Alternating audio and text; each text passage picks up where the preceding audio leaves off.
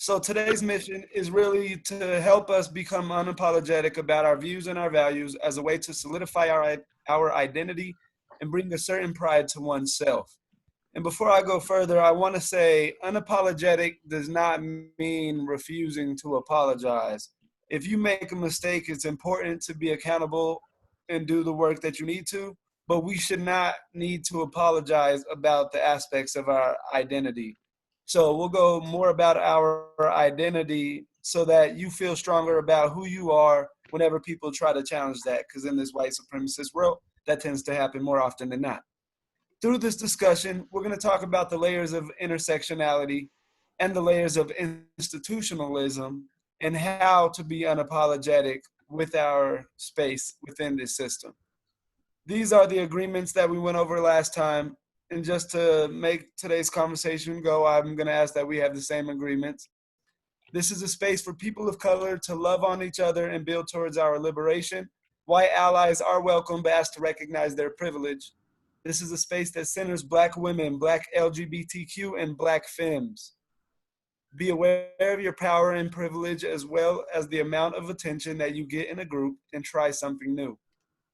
Don't hog the mic. Actively listen. Check your power, privilege, and fragility. Agree to love ourselves and others. Agree to be accountable for what we do. Agree to struggle against racism, sexism, classism, homophobia, transphobia, ageism, ableism, classism, misogyny, and other harmful systems. Agree to handle conflicts with love and respect without calling the police. Agree that our gifts bring value to this space and receive the gifts that this space offers to us. If you are still in this conversation, I'm taking it to mean that you agree to these terms, and this is how we'll rock in today's conversation. As you know, I'm Michael Diaz Rivera, and I'm here because I love and value Black people, and I want allies, accomplices, and co-conspirators to help us get closer to our liberation. As a reminder, when I say Black, I don't mean Black as the racial construct, but I mean Black as in the opposite of whiteness and white supremacy. Courageous Conversations has a lot to do with this compass and knowing where you are in your understanding of yourself as a person in order to be courageous and have conversations with people about things like race, things about class, religion, etc. And the idea is by knowing where you are and centering yourself in between what you are thinking, believing, feeling, and acting, you will have the best chance of winning people over to your side. I'm not going to go over these words from last time, but I do want to give you some vocabulary before we move on further today. Today, I just want you to know identity. When I say that, I'm talking about who or what a person or thing is. It seems like everyone understands that. And as it was said, intersectionality is from Kimberly Crenshaw. She's the one that coined the term, and her definition is a lens through which you can see where power comes and collides, where it interlocks and intersects. It's not simply that there's a race problem here, a gender problem here, and a class or LGBTQ problem there. I like to think of it of a intersection like streets. You cannot separate them, they cross, and by knowing about those intersections, you know yourself, you know your map, your identity better. And we have to know that you cannot separate, like she said, it's not as simple of knowing that race is over here, gender is a certain place, LGBTQ is a certain place. All of those intersect. Me as a person, I can't separate the fact that I'm Black from the fact that I'm a dad, or the fact that I'm cisgender and heterosexual. Those things all intersect. So then identity politics is actually a term that comes out of the Combahee River Collective. This is a group of Black women that were Black feminists, and their thought is that in identity politics is a political approach wherein a person or people of a particular region, race, social background, class, and other identity factors will form exclusive socio-political alliances. The way I put that simply is that certain people are going to fight for their parts of their identity more than other parts of their identity. And that shows up in their politics. And the term come by he river collective, from my research, I think what they meant was that Black women are going to fight for, well, they're going to choose politics that support Black women issues because no one else will fight for them when it comes down to it. At the end of the day, they know that they have to fight for themselves. And so that just comes to understanding that others, just understanding your own identity and the identity of other people, especially when knowing politics and knowing that people are usually going to choose issues that they resonate with before they choose issues that are going to resonate with you. Um, and actually, so today, because of time's sake, I want to share a power flower activity with you that you can do when you go out and do your mentorship. And before I do the activity, I want to talk about different aspects of identity. So if you can just, if you have anything in your hands, go ahead and put that to the side and just calm yourself. You don't have to close your eyes and meditate on it real fast. But I will share these aspects of identity. And all of these different aspects affect who you are. So things like sex, also known as gender, things like race, ethnic group, language, religion, your family that you come from or that you are currently in. I come from a single family background, and now I think I live in a nuclear family because it's me, my partner, and my kid. Things you want to know about: social class, your age group, education, your ability, your relationship to the natural world, your geographic origin, and your sexual orientation. Those are all different parts of your identity, and those are all parts that we're going to think about as we do this activity. So now I'm going to do the power flower activity, and actually I'm going to stop presenting because it's easier. I'm going to do an example for you. And if you have a writing utensil and paper nearby, I would love if you would practice this with me. If you want to just do this mentally, you can do that as well. I know we don't have a lot of time.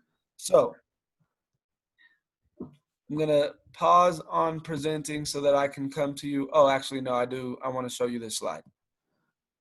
So on the power flower activity, this will make more sense in a second. But your first row is going to be the visual aspects of your identity. So that's the parts of your identity that people see, and they are able to make judgments based off of that. When you walk into a room, what are the parts of your identity that people are automatically making judgments about? I used to be the type to think that I don't want people to judge me, but that's really not realistic. Being humans, everyone makes judgments. So what are the judgments that people are making about you when you walk into the room? Some are good, some are bad. You can choose what you would like to share today. The second row is going to be the invisible aspects of your identity. So that connects to the icebreaker question that I asked you today. What are parts of your identity that people don't know but simply by looking at you? And then the third row will be the aspects of identity that you may or may not have, but the aspects of identity that society rewards. And then before I stop presenting, I'll remind you, these aspects are sex, race, ethnic group, language, religion, your family, your social class, your age group, your education, your ability, your relationship to the natural world, your geographic region, and sexual orientation. We'll just focus on those for today. As we know, with intersectionality and identity, there are so many aspects that we can go on all day, but I just want to do that for now. So I actually, if you are following along and you have a paper nearby, I'm going to show you what you can do. So it starts with a blank paper. And in the very center of your paper, you can just draw a stick figure, or if you're one of the more artistically inclined and you want to take more time, you can draw a realistic portrayal of yourself. Me, when I do this activity with my students, I like to do a stick figure because it's something to do easy and simple. And so I've drawn myself here. Usually I rock the fro, so I put the fro there. And then you will put a circle around your picture. And so that just represents you.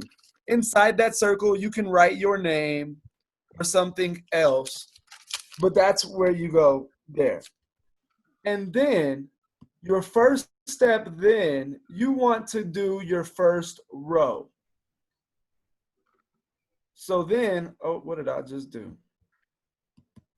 So then you're doing the first row is your aspects of your identity that people see when they look at you, things about you that people see automatically as soon as you walk in the room. So for me, that's things like I'm Black. Some people might recognize that I'm brown or Puerto Rican. I rarely get that people think that I'm white when I first walk into a room, so I won't put that. My gender is usually pretty obvious that I'm male. So I'll start by listing those, and you want to, when you're putting those on your circle, you want to put them so that they're coming out. And I'll write them, and then you will see my example. So I'm writing that I'm Black. I'm writing, actually, I'm short. That's easy for people to see. Big hair. I'm male. So that's usually the first row. And you'll start with that. I don't know if y'all can see that. Hopefully you can. But I've now got this drawing of me. I've got that I'm Black, I'm male, I'm short, and I'm big hair. Now your second row that you're going to go with, the second row is going to be aspects of your identity that aren't as obvious. So now I'll do the white, because not often people don't realize that I'm white without me telling them. People, like I said, people don't often know that I'm bipolar without me telling them. People don't often people don't realize that I'm a father without my daughter being present or me bringing that up. And yeah, so I'll leave that just for time's sake because we only got 5 minutes. So now I've got my first row of the obvious parts of my identity and my second part of the other parts that aren't obvious. So now this, really, you could leave the assignment with this, and you could leave your assignment done and say, this is the power flower. You could use this activity to talk to your students about the different aspects of their identity and what has power and what doesn't have power, and how they can use these different aspects for themselves. But I like to take it then to really the most powerful part of this lesson is talking about society and what are the parts of identity, whether that they identify with or that other people identify with, that get power. And I don't know about you, but usually that's like straight, white, 30 plus males. So that's your next row, is just the parts of community that usually get the power and the love. And I'm sorry, for time's sake, I'm really rushing through this. I would also put Christian in there, probably Catholic. That's probably the another powerful part of community. And I will end with, well, actually, I'm going to end with coming back to you all. Wow. So basically, the concept is you want to have the students create a flower to help them talk about the different parts of their identity and help them understand their power and their privilege, as well as the society's standards. So you start with I started with a simple stick figure in the middle and my picture. And then the first time that I went, and actually usually I don't, and I do this because usually the boys are too cool to be drawing a flower, so I don't even tell them that it's a flower at first. So we start with a picture and we do a circle, and then I do the parts of identity that are obvious, and then you can pause and you can just talk about that for a second, and then you would come back around and do the parts of identity that are not as obvious. And then the third round is really looking at society and what they give power and privilege to. And you can use that conversation to say, well, just to compare the students to society and use that to just empower them and galvanize them to make changes, fight the power, as they say. So I guess right now I have some examples we could go over about, like, maybe stuff that you all may have with your students, but I think I want to go around and just check in with people to see. So I guess, yeah, the next part of this lesson would be you just talking about your power flower or your identity. I can share my power flower. Please do. And that was funny how you said that. Okay, so I didn't finish it completely, but this is, can you guys see it? Let me click this. Beautiful. Okay, so this is my power flower. She's got dreads on her head because I'm starting my locks, y'all. Yay. Okay, so everybody can see that I'm pretty cute. That I'm a brown girl. Yes, brown and I'm down. And that I'm straight. Yes. Okay. Um, a lot of people don't know that my granny is Native American. So whenever I'm passionate about like Native American issues, people are like, "That's weird because she's black." But a lot of black people are Native American, but that's not an issue. Okay, so I only wear skirts because I'm an Israelite. So yes, come on, Israelites. Woo! Okay, yes, my sister's here. So yeah, that's pretty much it. Sometimes I wear a head. I mean, not sometimes. Like almost all the time, I wear a head wrap. So I'm gonna put that on there. Yes, so I can read my Bible. Okay, yes, thank you. Have a good day. I'll go next if I can. So this is my flower. I don't know if y'all can see it, but there's Brenda in the middle with curly hair. So in the first row for my flower, I put brown, short, woman. I look healthy also. You know, curly hair. And then for my second row was like things that aren't visible, correct? Yeah. Okay. So for the second row, I have asthma and like arthritis because nobody really like thinks about physicalness at times, and also that I have a broken tailbone, which affects me like a huge chunk of my life. Also, for my outer row, as far as like privileges, the outer row was privileges that we have in the society, correct? That go with the society? Okay. I have no visible physical disability because I have the privilege of not looking disabled, which is kind of messed up.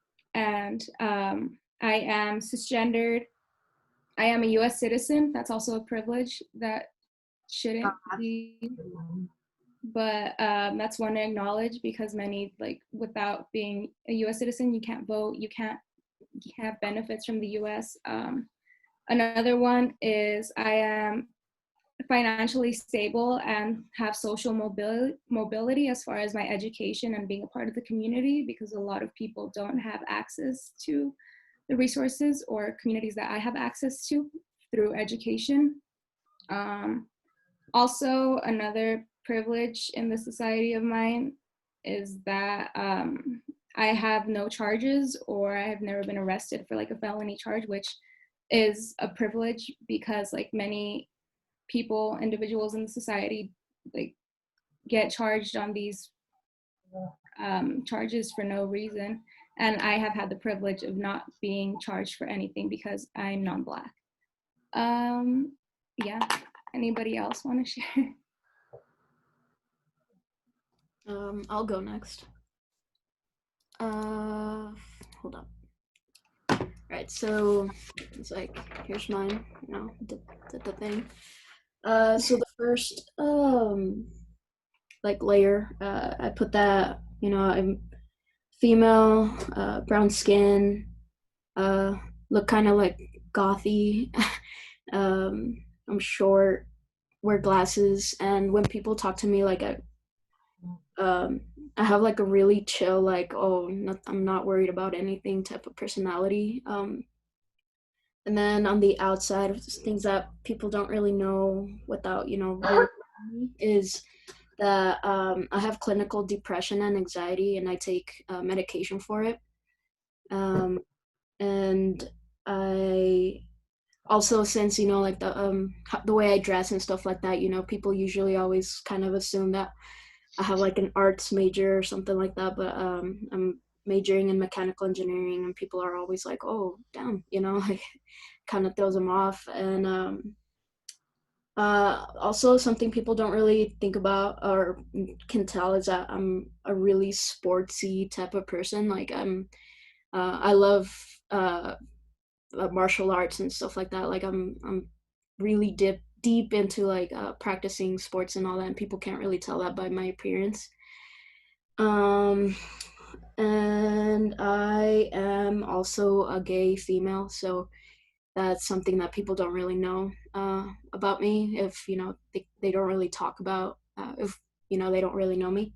And then on the very outside layer, I guess would be so I'm Catholic, and like Brenda said, I don't have a visible disability, and I think that's huge, that people can't really tell unless I tell them and stuff like that. And I also have educational privilege. I'm the first person in my family to go to college, and I know that's a huge advantage in society here. Like, people usually won't really like pay attention to you if you don't show proof that you know your stuff, which sucks. Like a lot of my family members kind of use me to kind of like speak up for them in certain situations, that they're like, oh well, they won't listen to me, so I'll like, you should kind of do it for us, which sucks, but I'm glad that I at least I'm able to help in that way. And I'm cisgendered, and I am pretty light in like in my appearance. Like I am Mexican, but I'm like, when it's I'm not in the sun, I could pass for like white sometimes. So that's a that's a privilege that and my family as well too. We're kind of aware of that we have darker family members, and you can automatically tell the different ways people treat them to us, and it sucks, but it's good to be aware of it. Yeah, I think that's it. Yeah, that was mine.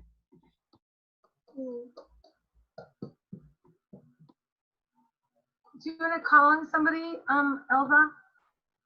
Oh, Christina. Hi, thanks, Alva. Uh, I didn't have paper and pen handy, so I wasn't able to write it down, and I'm kind of speaking quiet because my baby just fell asleep. So, when I walked in, sorry? No, I was gonna say no worries. If you don't want to share, you don't have to. But if you want to, you can. Yeah, I'll share a few things. Thanks. I guess my biggest advantage when I walk into a room and people see me is that I'm white, and it's the first thing they see. Well, in my opinion, I don't know if it's technically a privilege for me, but I'm a first generation college student. Although I was a high school dropout, the same as my parents, neither of my parents put an appreciation on education. So for me, I had to find that appreciation myself in the real world. And I started school at a much later age than I would have liked to because of that. So I guess that's one advantage that people can't see by looking at me. Another one, in terms of religion, I consider myself spiritual. I mostly associate with Buddhism, and so I don't affiliate with any particular church or anything like that. And let's see what else. There was something else that came to my mind. Oh, so I can be in a room with a bunch of people who can speak Spanish, and they might not necessarily, they don't expect that I can understand them or be able to speak it back to them, but I can, and that's something that they might come to that conclusion that I can't understand based off the, not necessarily the color of my skin, but just because I'm obviously American. So that's the last thing that I would input. And another thing that people don't, the last thing I guess, is that I'm a single mom, and that's a struggle of mine that nobody would be able to tell by just by looking at me.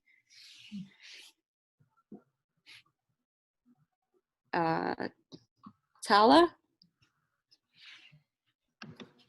Hi, so I didn't have a paper, but I gathered some ideas. So something that everyone will notice on me when I get in a room is I am a black woman and I'm Muslim and I'm short. There's actually a lot of stuff that people won't like notice is I am mixed. I am black and Arab, and I have like I speak two languages, and that's something not everyone will like notice when they see me, and they don't like they won't know my age because some people think I am younger than my age, and um and a privilege for me that I am a first generation college student.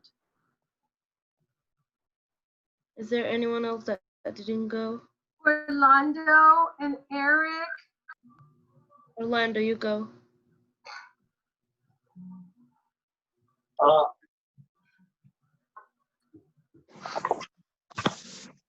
can I pass for this one?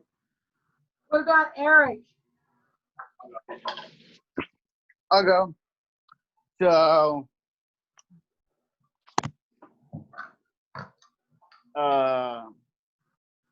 one thing that many people may not know when first like looking at me is that I've been around like multiple generations. So like I've mentioned before how like I was raised by my grandma, and I was also raised by my uncle and aunt. So I have like a lot of like different influences in my youth. Um I think a privilege I have is obviously being a male, and like the areas I've been like lived in with my grandma. Well, my grandma stayed in the same spot where, but like coming with that, like the school she sent me to. So like I went to Corey, as a kid, as elementary school, and that's like a really like nice elementary school. I went to Merrill, and like now Merrill is like this, but at the time there was like a bunch of ELA students there, and there was like 43 languages spoke at the school. And then I went to TJ and was like in the computer magnet program. So I think like through education, I've been like very like blessed, even though like I haven't always took advantage of it. I've like, always been blessed because of like my grandma putting me through that. And I think that's one privilege I've had. So this connects to what I was talking about last time in terms of supporting our students and the oppression they might get from community, police, etc. And it ties to intersectionality because we are all connected. And we are all connected by the many different aspects of our identity. So being cautious and knowing our identities as well as the identities of others, it allows us to step up in ways that we haven't been able to step up for people in the past. How would y'all like, we got 19 seconds. Anybody, would you like me to come back so we could close it out, or do you want to just say peace? I think it'd be good. Thank you so much for everything. Okay. Yeah, thank you. Word, we'll leave it at that then. 5 seconds. I appreciate y'all.